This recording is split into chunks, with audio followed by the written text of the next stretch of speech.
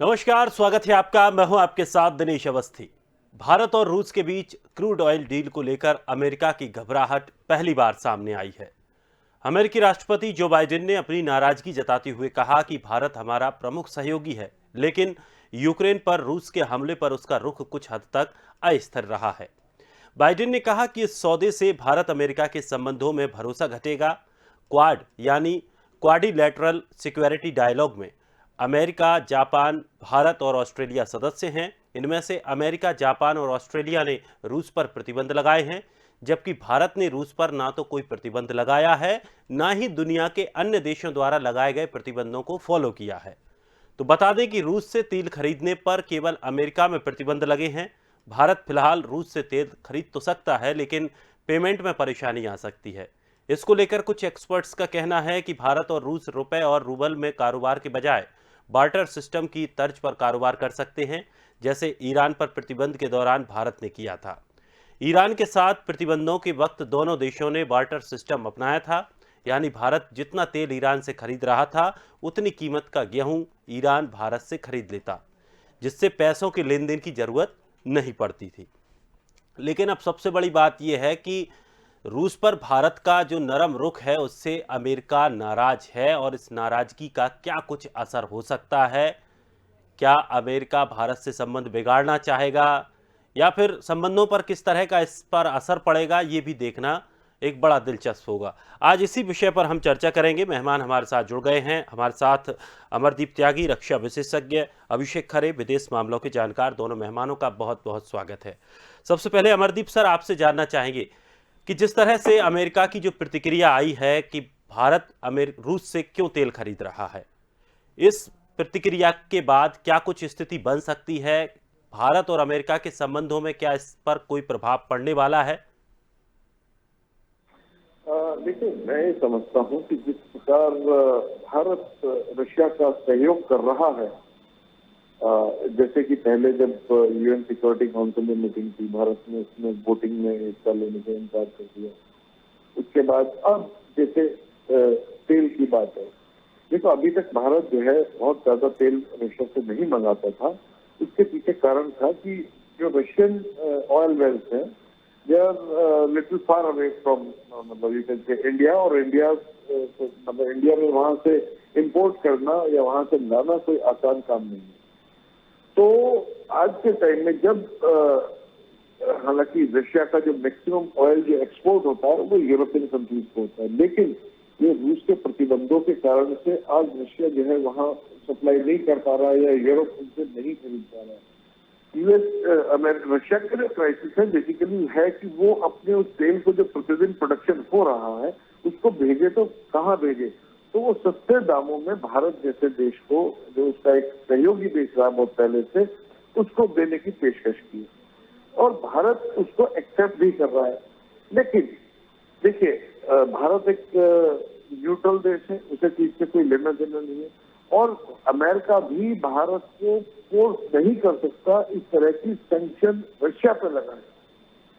देखिए, जो सैंक्शन लगाई है वो अमेरिका ने लगाई है, उसमें अमेरिका का अपना हित दिखता है।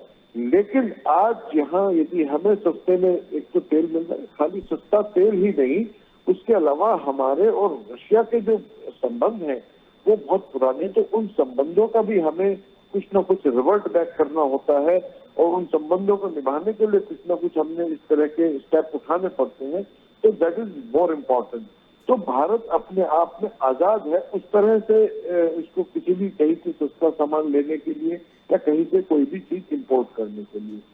दूसरा, रही अमेरिका और भारत के रिश्तों की बात, उस पर कोई इस पे ज्यादा असर नहीं पड़ने वाला, क्योंकि अमेरिका के लिए भारत बहुत इम्पोर्टेंट है इस क्षेत्र के लिए। यदि वो भारत से इस तरह की नाराजगी करके संबंध खराब करता है या कुछ इस तरह की सैंक्शन भारत पर लगाता है, तो मुझे नहीं लगता कि भारत पे बहुत ज्यादा इम्पैक्ट आएगा। इसलिए मुझे नहीं लगता कि अमेरिका इस जो कदम को देखते हुए भारत पे कोई सैंक्शन या भारत के खिलाफ कुछ इस तरह का स्टेप ले कि जिससे भारत को उससे तेल लेने में कोई दिक्कत परेशानी का सामना करना पड़े, या भारत अपने आप को कुछ ऐसी परिस्थिति में देखे कि जिससे उसे मुश्किल आन पड़े। तो इस तरह का मुझे लगता नहीं है। कि इस तरह की कुछ होगी तो मतलब अमेरिका इज गिवन वार्निंग कि भाई इस तरह आप नहीं करेंगे, लेकिन भारत आजाद है, एक न्यूट्रल देश होने के नाते हमने अमेरिका से भी कुछ ऐसा काम नहीं किया है कि हमें अमेरिका को दिक्कत का सामना करना पड़े। अमेरिका से रशिया से तेल मिलता है तो हमें खरीदने में कोई दिक्कत नहीं होनी चाहिए, और हम उसके लिए हमारी सरकार है भी मतलब उस पर मतलब अडिग खड़ी है, उस पर झुकने को तैयार नहीं है कि वो अमेरिका के प्रेशर में आके वहां से डाले, या हम रशिया के साथ अपने रिलेशन का जो रिवर्ट बैक हमें देना था उसको ना दें। बिल्कुल। भारत तो रिश्ते खराब नहीं करना चाहता, लेकिन अमेरिका जो अपनी एक दादागिरी है जो उसने हमेशा से कायम रखी है, वो कायम कहीं ना कहीं ऐसा लग रहा है कि वो अपनी दादागिरी कायम रखना चाहता है, और वो चाहता है कि भारत भी वही करे जो हमने किया है, या क्वाड के साथ जो और भी देश हैं उन्होंने जिस तरह से अमेरिका का साथ दिया है, जिस तरह से प्रतिबंधों को लेकर हो या यूक्रेन का सपोर्ट करने को लेकर हो, रूस के विरोध को लेकर हो, तो ये तमाम बातें भी आ रही हैं। अभिषेक सर, वो भारत के लिए संभव नहीं है उस तरह से। जी अभिषेक सर, आप किस तरह से देखते हैं इसे? इस सारी चीजों को हम थोड़ा सा विस्तृत तौर पे अगर समझेंगे तो सबसे पहले हमें समझना चाहिए कि जो अमेरिका ने ये प्रतिबंध का काम किया है रूस के ऊपर, वो प्रतिबंध लगाने के लिए प्रतिबंध लगाना हो गया। पहले आप व्यवस्था तो करते, क्या आपको समझ में नहीं आया कि आपके जो नेटो देश के सहयोगी हैं, आपके जो यूरोपियन सहयोगी हैं, वो अल्टरनेट व्यवस्था कहां से करेंगे? रूस ऑलरेडी बहुत बड़ा सप्लायर है यूरोप में और नेटो देश को गैस के लिए, तो वो कैसे मैनेज करेंगे, ये उनको समझ में नहीं आया। करना क्या चाहिए था सबसे पहले अमेरिका को कि उसको ईरान के ऊपर जो ऑयल बैन लगाया हुआ है वो हटाना था, इसके बाद वेनेजुएला का बैन हटा देना था उनको। ये दो बैन हटाने के बाद ही उन्हें कम से कम रूस पर प्रतिबंध लगाने की कोई कार्रवाई करना चाहिए। अब होता क्या है कि आपको अगर बॉस बनना है और आपके यहाँ ऑयल भारी मात्रा में है, तो आपने तो अपना काम कर दिया कि भैया हमने प्रतिबंध लगा दिया रूस के ऊपर, कोई ऑयल नहीं खरीदेगा, तो दूसरे कहां से मैनेज करेंगे? उनके यहाँ जो महंगाई बढ़ेगी, और भारत जैसा देश कैसे मैनेज करेगा? क्योंकि हम अपनी टोटल जो ऑयल की जरूरत है उसका 80% तो इम्पोर्ट कर रहे हैं, और उस 80% इम्पोर्ट में भी अगर हमको बहुत महंगा इस समय खरीदना पड़ेगा ऑयल, तो वो तो भारत में हर चीज में महंगाई बढ़ेगी। जैसे देखिए, अभी पिछले अगर हम 1 महीने की बात करें तो लगभग भारत में इस मतलब पूरे दुनिया में इस समय $110 से लेके $130 पर बैरल चल रहा है इस समय क्रूड ऑयल का प्राइस। अगर हम इस प्राइस में खरीदेंगे तो ये प्राइस भारत में सरकार कितनी भी सब्सिडी दे दे, ये हर हाल में महंगा मिलेगा, और भारत में पेट्रोल और डीजल के दामों में वृद्धि हमें करना पड़ेगी। तो इसका तरीका क्या था कि उन्हें पहले वेनेजुएला का प्रतिबंध, ईरान का प्रतिबंध हटाना था, उनके साथ बातचीत करना थी, पहले मार्केट में उसी लेवल का ऑयल, उसी तरह से ऑयल अवेलेबल कराना था जितना जो रशिया दे रहा था नेटो को या यूरोपियन देशों को। इन्होंने अपने प्रतिबंध के नाम पे, अपने नंबर लेने के नाम पे, क्योंकि वैसे भी ये रूस को रोक नहीं पाए, नेटो कुछ कर नहीं पाया, तो इन्होंने वो तो वहां कुछ नहीं कर पाए, अपने सहयोगी देशों के ऊपर ही ये चलाना शुरू कर दिए हैं हथियार। दूसरी परेशानी क्या है, इस समय जो बाइडन है बहुत ही कंफ्यूज किस्म के राष्ट्रपति हैं, तो उनकी कंफ्यूजन का अंदाज आप इसी से लगाइए कि इस समय जो उनकी अप्रूवल रेटिंग है बाइडन की अमेरिका में, वो बहुत ही नीचे गिर चुकी है, क्योंकि ये ना तो अफगान समस्या को प्रॉपर हैंडल कर पाए, ना ये चीन के साथ प्रॉपर हैंडल कर पाए, ना ही ये अपने यहाँ कोरोना को प्रॉपर अमेरिका में हैंडल कर पा रहे हैं। तो ओवरऑल अगर आप सिचुएशन देखेंगे तो ये एक बहुत ही कंफ्यूज सी विदेश नीति के साथ चल रहे हैं। एज ज्यादा होने के कारण बहुत ज्यादा पीस की बातें करते हैं। आप इन्हीं के उलट देख लीजिए, जब तक डोनाल्ड ट्रंप थे तो बहुत ज्यादा एग्रेसिव पॉलिसी थी, चाइना को भी उन्होंने कंट्रोल करके रखा, रूस को भी कंट्रोल करके रखा, लेकिन इनके आते ही साथ चाइना भी फ्री है, रूस भी फ्री है। तो कुल मिला के स्थितियां इन्होंने, बाइडन ने अपनी नीतियों के कारण ऐसी बना दी हैं कि अब इनकी बात का प्रेशर, यानी अमेरिका की बात का वो प्रेशर नहीं है दुनिया पे जो आज से 2-3 साल पहले या बाइडन के समय था। अच्छा, दूसरी परेशानी ये है, इसको भी समझना हम जरूरी है कि इन्होंने प्रतिबंध तो लगा दिए, लेकिन इनके खुद के नेटो सहयोगी जो हैं, जिनको अगर हम तुर्की की बात कर लें, पोलैंड की बात कर लें, बुल्गारिया की बात कर लें, वो भी कंटिन्यूस खरीद रहे हैं, क्योंकि उनके पास भी अल्टरनेट अभी नहीं है। उनको भी कम से कम 2 से 3 साल लगेगा एक अल्टरनेट डेवलप करने में, तो वो खुद ही खरीद रहे हैं। फिर यूरोपियन देशों का बहुत बड़ा सप्लायर है, जर्मनी का बहुत बड़ा सप्लायर है, गैस का सप्लायर है इस समय रशिया, तो रशिया के पास तो इस समय एज है ही, उसे पता है कि यूरोप के और नेटो के भी बहुत सारे देश की मजबूरी है कि वो लगातार उनसे गैस और पेट्रोलियम प्रोडक्ट खरीदते रहेंगे। जब तक की अल्टरनेट व्यवस्था होगी उसमें आने वाले 2 से 3 साल लग जाएंगे, और उस 3 साल में तो रशिया जब तक यूक्रेन को पूरा कहानी खत्म कर चुका होगा यूक्रेन की, और इसके साथ साथ वो स्वीडन और फिनलैंड के भी हो सकता है उसके ऊपर भी अटैक कर दे या उसके ऊपर भी कुछ ना कुछ कार्रवाई करें। तो स्थिति इतनी सीधी सीधी नहीं है। और रही बात अब हम क्वाड की अगर करें कि क्वाड में इतना प्रेशर जो देश डाल रहे हैं, क्वाड के देश विशेष तौर पे जापान, ऑस्ट्रेलिया और यूएस जो प्रेशर डाल रहे हैं, आप उसकी स्थिति को भी समझिए। जापान ने अभी, जापान के जो प्रधानमंत्री आए भारत में, उन्होंने अपने पूरे इतिहास का सबसे बड़ा इन्वेस्टमेंट डिक्लेयर किया। 3,23,000 करोड़ रुपए का इन्वेस्टमेंट उन्होंने डिक्लेयर कर दिया। और उसके बाद कंटिन्यूस बात उन्होंने यूक्रेन और रशिया की समस्या की बात करी। तो वो भी इनडायरेक्ट प्रेशर है भारत के ऊपर कि आप यहाँ पर कुछ ना कुछ करिए, आप भी हमारे साथ खड़े दिखिए, क्वाड के साथ खड़े दिखिए। लेकिन भारत की समस्या, और हर देश की अपनी एक प्रॉब्लम होती है कि पहले उसे अपने देश का हित सोचना पड़ता है, अपने देश के लोगों का हित सोचना पड़ता है। तो अगर हम इस समय क्वाड की बात मान लें और हम ऑयल ना खरीदें, तो वैसे भी 110 से 130 बैरल पहुंच चुका है तेल के दाम, तो वो हमारे लिए आसान नहीं है उसको खरीदना। तो स्थितियां इस समय अच्छी नहीं है। भारत को चाहते ना चाहते हुए भी इस समय क्वाड से अलग ही अपना रुख रखना पड़ेगा। और एक चीज यहाँ पे और मैं बता दूं कि क्वाड को तो बेसिकली बनाया गया है चाइना को काउंटर करने के लिए, ना कि रशिया को काउंटर करने के लिए। तो मुझे लगता नहीं कि इससे अमेरिका की जो नाराजगी है, हो सकता है अमेरिका कुछ छोटे मोटे प्रतिबंध भी लगाने की कोशिश करे भारत पे, इससे कोई खास फर्क नहीं पड़ेगा। क्योंकि अभी हमारी बड़ी आवश्यकता है कि देश धीरे धीरे रिकवरी कर रहा है, कोरोना के माहौल से अर्थव्यवस्था में सुधार हो रहा है। और ऐसे समय अगर हमने महंगा पेट्रोल खरीद लिया इस प्रेशर में, तो देश में वापस महंगाई बढ़ेगी, जो हमारे लिए तकलीफ बनेगी। जी दिनेश। बिल्कुल, और अस्थिरता भी बढ़ती है, राजनीतिक माहौल भी खराब होता है। तमाम स्थितियां ऐसी पैदा होती हैं जो कि एक प्रगतिशील देश के लिए सही नहीं है। और हमारी जो पॉलिसी है उस पॉलिसी के हिसाब से हम काम कर रहे हैं। क्वाड को लेकर जो कि आपने साफ तौर पर कहा, ये बात बिल्कुल सही है कि हमने चाइना को काउंटर के लिए हम उसके सदस्य हैं। चाइना से संबंधित कोई अगर समस्या होती है तो उसमें हम आगे खड़े होंगे, लेकिन रूस के साथ जो वो मामले हैं वो अलग मामले हैं। उसमें हमारी जो स्थिति है वो अभी फिलहाल अस्थिर है। हम किसी तरह से ना खुलकर रूस का साथ दे रहे हैं, ना हम यूक्रेन का विरोध कर रहे हैं।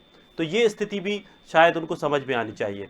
अमरदीप सर, जैसे कि लेन देन को लेकर बात कही जा रही है कि अगर भारत रूस के साथ तेल व्यापार और बढ़ाता है और ज़्यादा मात्रा में तेल खरीदता है तो लेन देन में समस्या हो सकती है, यानी कि उसको जो पेमेंट है वो पेमेंट सही से नहीं हो पाएगा या कैश में पेमेंट नहीं हो पाएगा। वो पेमेंट एक तरीका बताया था कि सामान के बदले हम कोई दूसरा सामान उसे दे सकते हैं। ये क्या समस्या है, आखिर क्या वो वजह है कि हम उसे डायरेक्ट पेमेंट नहीं कर सकते हैं? इसमें कहाँ क्या रुकावट आ रही है? बेसिकली देखिए, जब रशिया के ऊपर जो सैंक्शन लगे हैं उसके कारण से ये रुपए के लेन देन में, ट्रांजैक्शन के ऊपर जो बैन लगाए हैं उनको बैंक वगैरह से स्विच किया, उससे थोड़ा दिक्कत आ सकता है। लेकिन इसके लिए बहुत सारे वाया मीडिया हैं। देखिए, एक तो इंडियन जो ऐप है रुपए वाला, वो भी रशिया में एक्सेप्टेबल है। हालांकि इस ऐप के through it is not a small amount कि हम उस ऐप के थ्रू पेमेंट कर देंगे। उसके लिए दूसरा जो वाया माध्यम है, जो पहले भी संसार के सभी देशों में और सभी जगह चलता था, और हमने पहले भी ईरान के साथ भी इस तरह का जो बार्टर सिस्टम किया है कि सपोज हम वहां से तेल ले रहे हैं तो उसके बदले में हम उन्हें कुछ ऐसी चीज दे सके जिससे कि वो उतनी कीमत में वो बराबर हो जाए। तो इस तरह का कोई भी वाया मीडिया निकाला जा सकता है कि हम वहां से तेल लें और यहाँ से कुछ ऐसी चीज जो उनको आवश्यकता है वो हम उतनी ही कीमत की उनको दे दें। तो कहने का तात्पर्य, या फिर ऐसा है, देखिए जैसे अभी अवस्थी जी बात कर रहे थे अपने अभिषेक खरे साहब कि अमेरिका ने सैंक्शन लगा दिया, वो फोर्स कर अमेरिका या यूरोप, नाटो ये बहुत लंबे समय तक इन सैंक्शंस को फॉलो नहीं कर पाया, क्योंकि जिससे इस सैंक्शन लगाने से जितनी समस्या रशिया को है उससे कहीं ज्यादा समस्या यूरोपियन देशों को है, क्योंकि उनके पास तेल का जो है सिस्टम वो सब रशिया से, गैस का सिस्टम सब रशिया से जाता है।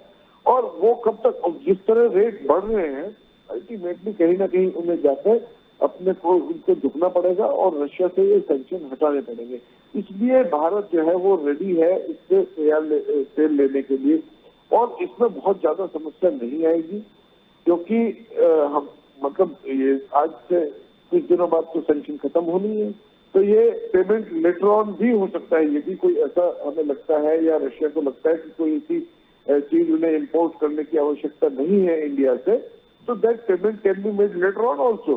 तो इट इज नॉट ए, मतलब ठीक है, भारत के ऊपर एक तरह से उनका ये एक you can say loan on loan, you can say कि they can send us the sale crude oil and later on that can be made payment. और उसके अलावा जो बार्टर सिस्टम है वो तो अवेलेबल है ही, और इस तरह से हम उसको फॉलो कर सकते हैं। लेकिन जिस तरह अभी हम क्वाड की बात कर रहे थे, क्वाड में अमेरिका को भारत की आवश्यकता है और वो भारत को वहां से अलग नहीं कर सकता। यदि उसको अलग करता है तो जो साउथ चाइना सी में, अटलांटिक ओशन में या पैसिफिक ओशन में जो चाइना के साथ जो उनका इस तरह के जो इश्यूज है उसमें वो मतलब अलग थलग पड़ सकता है। तो इसलिए अमेरिका को बहुत ज्यादा भारत को प्रेशर करने का जरूरत नहीं पड़ेगा, ना ही वो प्रेशर करने वाले हैं और ना ही भारत उस तरह प्रेशर में आने वाला है। तो ये ना तो पेमेंट का कोई इश्यू होगा, ना ही अमेरिका की सैंक्शन बहुत लंबे समय तक चलने वाली है। अमेरिका जब तक ये लड़ाई चल रही है, ये लड़ाई देखो बहुत लंबे समय तक तो चलनी नहीं चाहिए, हालांकि ये फिर भी बियॉन्ड एक्सपेक्टेशन ये लड़ाई चल चुकी है और ये बहुत जल्दी ही खत्म होनी चाहिए, क्योंकि जिस तरह ये किस्सा माहौल नजर आ रहा है उसमें क्या है कि अब यूक्रेन की जो फौजें हैं वो बॉर्डर पे तो कहीं बची नहीं, क्योंकि पूरे यूक्रेन में रशियन आर्मी फैल चुकी है। अभी वो बिल्टअप एरिया में जो है वो छुटपुट लड़ाइयां चल रही हैं और ये मुझे नहीं लगता कि बहुत लंबे समय तक या लंबे समय तक चलेगा भी। तो इस छुटपुट घटनाएं चलती रहेंगी और अल्टीमेटली रशिया जो है वहां पे जब काबिज हो जाएगा तो अमेरिका ने सैंक्शन भी खत्म ही करनी पड़ेगी। बहुत लंबे समय तक सैंक्शन नहीं चलने, बहुत ज्यादा भी चला तो एक साल इससे ज्यादा सैंक्शन नहीं चलने वाली, क्योंकि बाकी और यूरोपियन कंट्रीज को भी सस्टेन करना है। तो जैसे ही ये सैंक्शन खत्म होगी भारत के लिए पेमेंट करना या जो भी व्यापार करना वो आसान हो जाएगा। तो इस तरह करके वो मैनेज किया जा सकता है, नॉट ए बिग इशू। बिल्कुल। और अभिषेक सर कुछ कहना चाह रहे हैं? जी, मैं ये कह रहा हूँ कि देखिए जो ये काम किया है अमेरिका ने, मतलब भारत एक्सपेक्ट कर, और ये जो अमेरिका की जो पेट्रो डॉलर वाला सिस्टम है इसके विरुद्ध तो पहले से ही चाइना और रूस ने ये प्लान बना लिया है कि भविष्य में, क्योंकि सारा लेन देन पेट्रो डॉलर मतलब डॉलरों के फॉर्म में होता है, तो चाइना पहले से ही कर रहा है कि अब इसकी जगह कोशिश की जाए कि उनकी जो युआन है उसमें लेन देन हो। रूस भी कोशिश कर रहा है कि रूबल में लेन देन हो। तो ये अमेरिका के विरुद्ध इस तरह के पहले से ही प्लान बन रहे हैं, क्योंकि अमेरिका का डोमिनेशन जो है वो पेट्रोल के रूप में है। इस दुनिया का जितना पेट्रोलियम दिया जा रहा है वो डॉलरों के उसमें डिपेंड हो रहा है। तो इसे तोड़ने की भी एक कोशिश लगातार देश कर रहे हैं और अब भारत भी मुझे लगता है इस तरह के प्लान में आए या सोचे से इनकी बात मान नहीं सकते, पेट्रोल डॉलर में करने देंगे नहीं। तो अभी अगर भारत बार्टर सिस्टम के हिसाब से काम कर ले अगर रशिया के साथ, तो वो काम किया जा सकता है। अगर ईरान के साथ काम करना चाहे बार्टर सिस्टम में, तो वो भी किया जा सकता है। यानी भविष्य में मुझे लगता है इस तरह की एक पैरेलल व्यवस्था जरूर इकोनॉमी की बनेगी, वर्ल्ड इकोनॉमी की, जिसमें डॉलर की अनिवार्यता है पेट्रोल खरीदने की। मुझे लगता है बाइडेन की प्रॉब्लम भविष्य में ये बनने वाली। दूसरी समस्या ये है कि मेरा ये कहना है कि आप सहयोगियों के नाम पे, जैसे बाइडेन अपने सहयोगी ही हैं, नेटो के ही उनके सहयोगी हैं, उनकी भी समस्या समझने की कोशिश नहीं करी। तो आप अगर अपने सहयोगियों की समस्या नहीं समझ रहे, आपका इतना अगर आपकी समस्या नहीं समझ रहे, आपको प्रतिबंध लगाना है इसलिए आपने लगा दिए और आपकी बात भी नहीं सुन रहा है इस समय कोई, आपके ही नेटो देश नहीं सुन रहे हैं, तो बाहर क्यों सुनेगा? और दूसरा, अपना नुकसान करके आपकी बढ़ाई करने के लिए, तो अपना नुकसान करने वाला नहीं है भारत, तो दूसरी परेशानी। तीसरी क्या है, अभी हम बहुत समझे कि भारत इस समय तीसरा सबसे बड़ा उपभोक्ता है ऑयल का वर्ल्ड में, और हम 5.2 मिलियन बैरल प्रतिदिन का यूज कर रहे हैं। हालांकि ये बात दूसरी है कि हम क्रूड ऑयल में से 60% गल्फ कंट्री से मंगाते हैं, और हम रशिया से जो हम इंपोर्ट भी कर रहे हैं वो बामुश्किल 2% ही हमारी आवश्यकता का बहुत मुश्किल से होगा। तो मुझे लगता नहीं इससे बहुत ज्यादा फर्क पड़ने वाला है। लेकिन तब भी फर्क कहाँ पड़ रहा है? डिस्काउंटेड प्राइस में, क्योंकि रशिया बहुत ज्यादा डिस्काउंट ऑफर कर रहा है, 25% से लेके 40% तक का डिस्काउंट है। इसी तरह से अभी ईरान ने ऑफर कर दिया कि वो भी लगभग 25% डिस्काउंट में भारत को ऑयल देने को तैयार है। तो हमको ये जो डिस्काउंट है ये फायदा करेगा। इससे हम क्या करेंगे, स्ट्रेटेजिक जो हमारा रिजर्व है ऑयल का उसे हम फिल कर लेंगे। इसके बाद देश में जो पेट्रोल और डीजल की कीमतें हैं उसे कम रखने में मदद मिलेगी। तो मुझे लगता है कि इस चीज को जिस तरह से अभी 3 दिन पहले क्वाड के जो ऑस्ट्रेलियन पीएम थे स्कॉट मॉरिसन, उन्होंने इस चीज को एक्सेप्ट किया था और भारत की आवश्यकता, भारत के कंसर्न को माना भी था कि हाँ भारत की आवश्यकता है, तो इस समय भारत को प्रतिबंध में साथ नहीं दे रहा है, कोई बात नहीं। सेम चीज को बाइडेन को भी एक्सेप्ट करना चाहिए कि अभी कोरोना से रिकवरी का दौर चल रहा है, ये एक अलग समय है। इस समय जो भारत की आवश्यकता है, क्वाड देशों की आवश्यकता है, या जिस तरह की नेटो की या यूरोपियन देशों की आवश्यकता है, तो या तो आप बेहतर अल्टरनेट का व्यवस्था कर दीजिए, और या अभी जो प्रतिबंध में जो देश सक्षम हो मानने में केवल वही माने, जो सक्षम नहीं है इंक्लूडिंग इंडिया उन्हें प्रेशराइज ना किया जाए। क्योंकि रिश्ते अगर खराब भी होंगे इस स्थिति में, तो मुझे लगता नहीं कि भारत इस समय अमेरिका के बारे में ज्यादा सोचने वाला है इस कंडीशन में, क्योंकि यहाँ पर प्रायोरिटी देश है, देश की जनता है, महंगाई है। तो मुझे लगता नहीं कहीं से भी भारत की प्रायोरिटी में इस समय, और भारत इस चीज को सोचेगा भी कि बाइडेन नाराज है, यूएस नाराज है, तो वो भारत की प्रायोरिटी में है ही। क्योंकि जब वो नेटो और यूरोप के देशों को नहीं मना पा रहे हैं तो भारत को प्रेशर डालने का तो कोई सेंस ही नहीं है मेरे हिसाब से। तो ये स्थितियां मेरे हिसाब से आज के लिए अमेरिका कोशिश करेगा, प्रेशर दिखाएगा, थोड़ा बहुत हो सकता है बाद में थोड़े बहुत दिखावे के प्रतिबंध भी लगाए भारत में, क्योंकि उनके ऊपर भी प्रेशर है, उनकी जनता का, या जो कांग्रेसी मैन है वहां पे सीनेटर है उनका प्रेशर है, लेकिन उससे कोई खास भारत को फर्क पड़ना नहीं है। तो भारत इस समय जो भारत की विदेश नीति है, जिस तरह से पाकिस्तान के प्रधानमंत्री ने 2 दिन पहले कहा था इमरान खान ने कि बहुत ही इंडिपेंडेंट तरीके से लीड कर रहा है भारत अपनी विदेश नीति को, तो वो उसी नीति को कंटिन्यूस लीड करने की आगे जरूरत है, ना कि किसी भी प्रेशर में आके उसमें चेंज करना जिससे देश को, देश की अर्थव्यवस्था को नुकसान।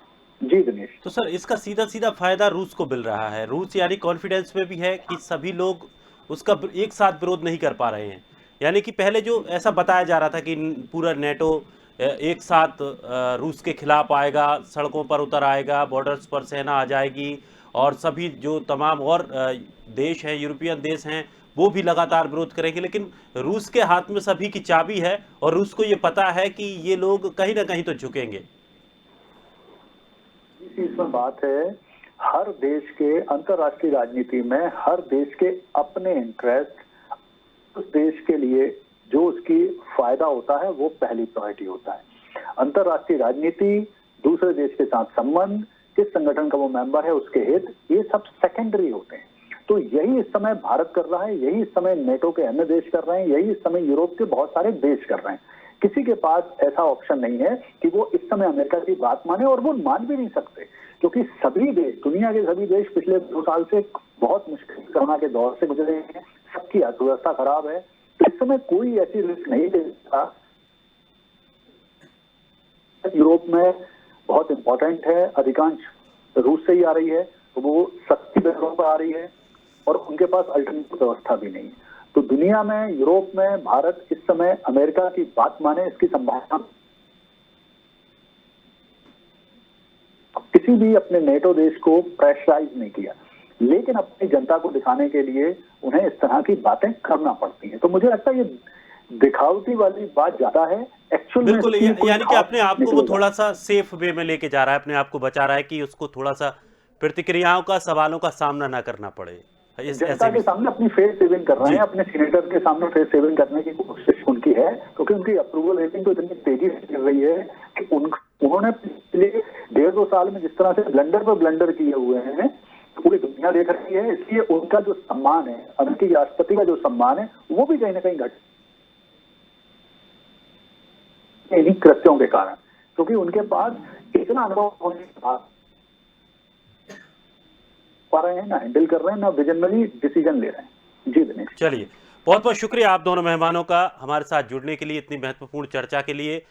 तो अब रूस से भारत अगर तेल खरीद रहा है तो अमेरिका को आपत्ति क्यों है? हालांकि अमेरिका इतना खुल के भी भारत के विरोध में नहीं आया है, लेकिन उसने हिदायत दी है कि आप रूस से इस तरह से तेल ना खरीदें, क्योंकि रूस के खिलाफ क्वाड है, क्वाड के जो और देश हैं वो रूस के खिलाफ हैं, तो आप भी कम से कम थोड़ा सा सहयोग कीजिए। लेकिन इससे कोई विशेष फर्क नहीं पड़ने वाला। भारत की अपनी रणनीति है, भारत की अपनी विदेश नीति है, भारत को क्या करना है उसके लिए वो खुद सक्षम है। इस तरह की अमेरिका की हिदायतों की भारत परवाह नहीं करता है। फिलहाल इस खास कार्यक्रम में इतना ही। ताजा तरीन खबरों के लिए आप बने रहिए स्वदेश के साथ। सबसे पहले देश।